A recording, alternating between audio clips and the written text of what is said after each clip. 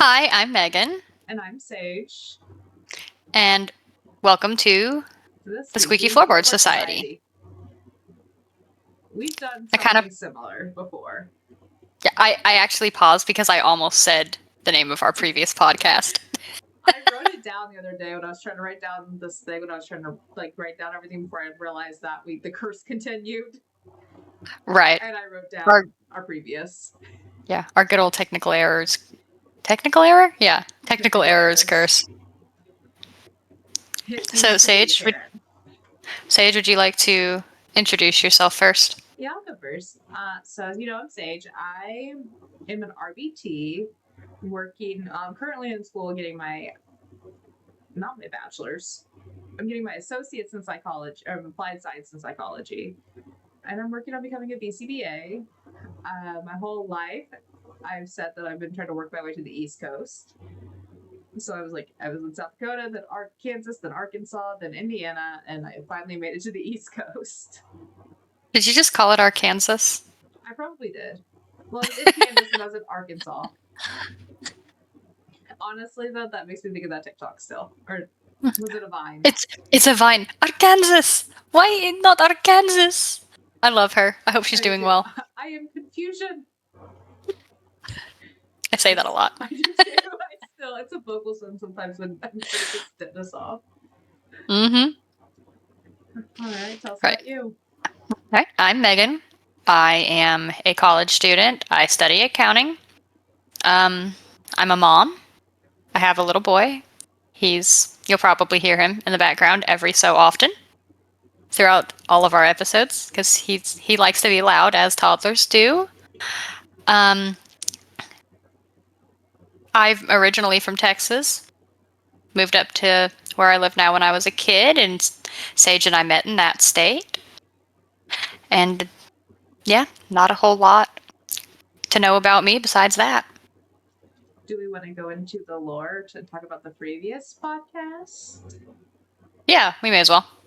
So we have had a podcast before. So me and my dad had started one called The King's Front Porch. But my dad doesn't like spooky shit like I do. And so one day I was just like, hey, Megan, I have this idea. What if we start a segment on the King's Front Porch to talk about spooky shit? And Megan was like, hell yeah. Yep. So we started this portion of this podcast, and it was called The Dark Corner of King's Front Porch. And the technical errors that we kind of previously mentioned a little bit was that either our audio would not stick, or I would go to edit the audio or something, and it would just delete itself. There's been a lot of re-records in our podcasting time. Yeah. And we recorded these, specifically these styles, ones that we're going to be doing at least the first couple. We've already recorded once, and I got to edit them, and she has no audio. I'm just not making any noise whatsoever. My mouth's moving. No sound. So, take two. Yeah. I'm sure it won't be the last time that happens, but I hope it is. I hope it is, but also at the same time, like, we're more prepared for the stuff this time. Right. And I think that's the big thing that separates this podcast from the Dark Corner, is Dark Corner was really something we just kind of did. You know, it was a way to hang out, it was a way to explore our interests, but it was never that serious. No. We were in vastly different, much less serious places in our lives. Going through a lot of personal stuff that just ate away at a lot of us. So when we did record, we were both just already so mentally and physically drained that by the time we recorded, we were like, done. In some of the episodes, I had just had a baby. Yeah. So, or was super duper pregnant. So, yeah, I think that'll be what separates this and why we'll probably enjoy this podcast more, is we're a little more professional. We're at better places in our lives to have space for this sort of thing. So, yeah. And I think the listeners or viewers, I guess too, will enjoy it a lot more. Yeah, because definitely the first time around, we were not the best versions of ourselves at the time, nor were we Right. actually putting the effort in. We were just kind of clicking record, and then I wasn't even editing. They were just Yeah, getting it was uploaded. to be 100% fair to us though, that was kind of the vibe of King's Front Porch as a whole. Was it was supposed to be like you were sitting on a porch talking to your buddy. Yeah, and this time around, we actually want to share our interests, or is that right? Interests, that doesn't seem like a word anymore to me. We want to share our interest in these topics. With all of you, we want to give you as much information now, whereas the first We're go citing we're citing our sources. We'll upload those yeah, in the credits of what is it? The little description. captions. Yeah, the description. You'll get sources. And there will be like, I'm still trying to decide if I'm going to do like a full description of what we're talking about in the video, or if it's going to be like, there's still a lot of little things that we're trying to figure out, and we'll figure those out as like the time comes to like start officially posting. Because at this point, at the time that we were recording this, the only thing that has been put out there is the trailer, Mm-hmm. and we worked really hard at that. There were so many retakes. So many retakes of me sitting alone in my office reading that script, going, "Do I sound cringe?" Oh, when I was having to listen back, I was like, because at that point I didn't have any of the audio or anything set up, so it was just us, or just our voices, and I was like, this is awful. But now that POV, I've edited, POV, you walk into the walk-in at our old job. well, now that everything had been edited, and like we had the music and all that, it was so much better in that time around. Oh, go ahead. Oh, you can go ahead. I was gonna say we should probably also mention Sage and I have a lot of personal lore together. We have known each other for almost a decade. We have been through some of the worst shifts, some of the worst shifts together, just that you can possibly imagine. We're trauma bonded in many ways. I think We are definitely that place. Working in a restaurant will do that to you. So many years of friendship and trauma bonding. To be fair, though, like for the first several months, we did not like each other. No. But like we could work really well together, and we were like, I'll respect that you're doing your job, you respect that I'm doing my job, and that was as deep as it went. There just wasn't any like personal connection yet. Yeah, and we were also, there was that, it was a 4-year age difference. You were 20, I was 15, or I was 15. 16. Yeah, 16 year I turned 17. Yeah, because you had to be 16 to work there. Yeah. And then I was getting ready to turn 17, and then you did buy me a cake on my 17th birthday, even though we weren't that close of friends. I did that. Yeah, no, that was my thing back then at work, was remembering everyone's birthdays and doing stuff for the holidays. Oh, your apple pies. Do you remember the time I put way too much nutmeg in it and our cook got a little high? Yes, and that was rough. But like, we do have a lot of lore. Should we talk about the Mothman joke? Just so if it comes up, they know what we're talking about, and then if they don't, we know that they didn't listen to this one. Right. Yeah. No, enlighten them.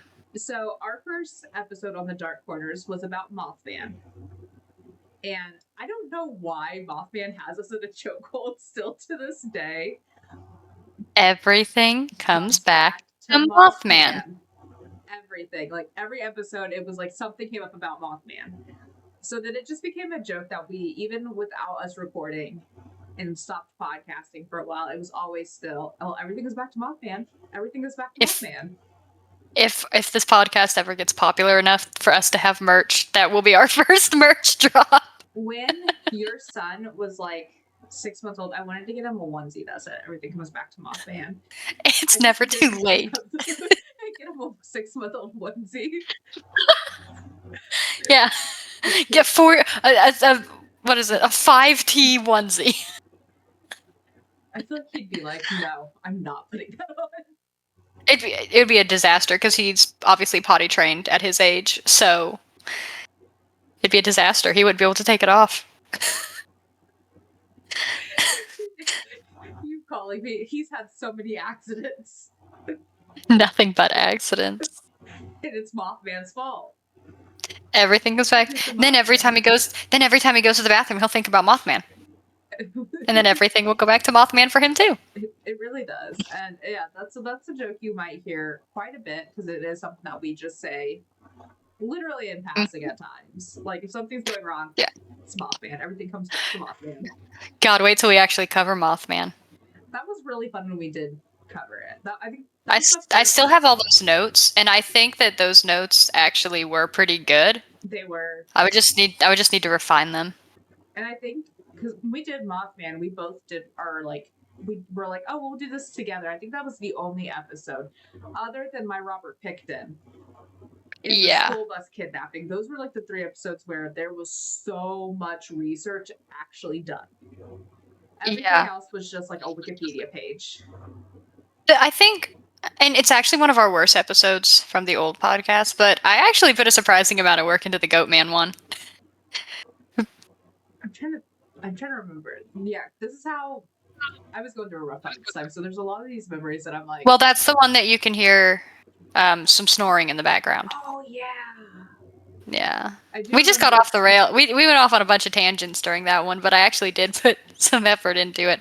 I'm not drinking milk with ice, I promise. It's a chai protein drink with ice, which may be just as bad to some of you. I always get an iced chai latte from Starbucks when I go. Does Dunkin' have? I don't know. I'll let you know when I go to Dunkin'. We're supposed to be getting one here too. Well, there's one like 2 minutes from my house. Well, then mail it to me if they do. It's gonna take. I have to drive. I have to drive like 40 minutes to go to Dunkin'.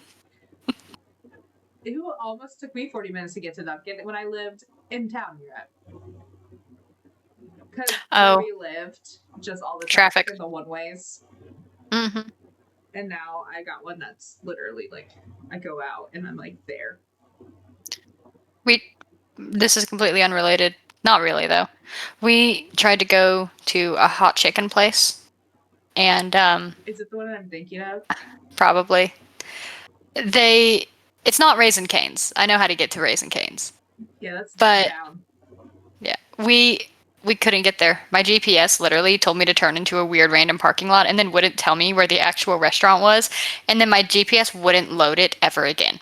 And neither would Daryl's. That was it. The Matrix.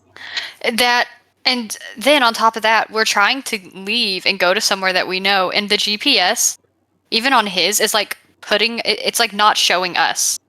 Our car doesn't exist. One of the prisons there released a bunch of prisoners so they could open room for immigrants.